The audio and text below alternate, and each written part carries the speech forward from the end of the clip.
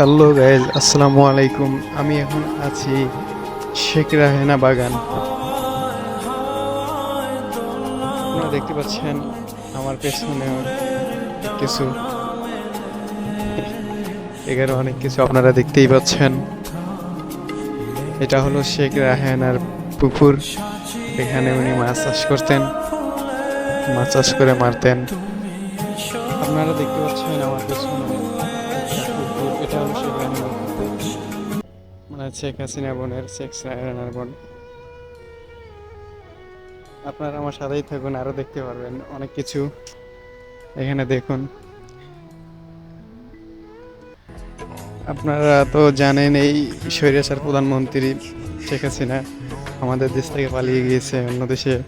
সে এখন ভারতে অবস্থিত, কিন্তু তার যে বাসভবন ছিল বোনের, শেখ রেহেনার, আমি সেখানে যাচ্ছি। এখানে একটু আপনাদেরকে দেখাচ্ছি, আপনারা দেখুন।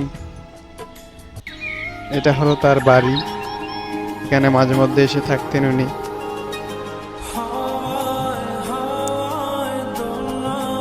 বাইরে অনেক সুন্দর, উনি মাঝে মধ্যে এখানে এসে থাকতেন। তারপরে এগুলো তো ভেঙে চুরে সবকিছু খান খান করে দিছে, পুড়িয়ে দিছে, জানালা গিলাস সবকিছু ভেঙে দিছে।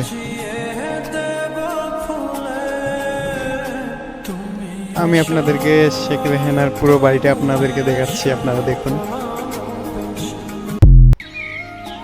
এখানে পালিয়ে যাওয়ার যেদিন স্বৈরাচার পালিয়েছে সেই দিনে এই বাড়ি পুড়িয়েছে এবং সবকিছু ভেঙে চুরমার করে দিয়েছে। আপনারা দেখুন, এটা হলো ওনার বাড়ি, শেখ রেহেনার। এখানে আসি উনি মাঝে মধ্যে থাকতেন।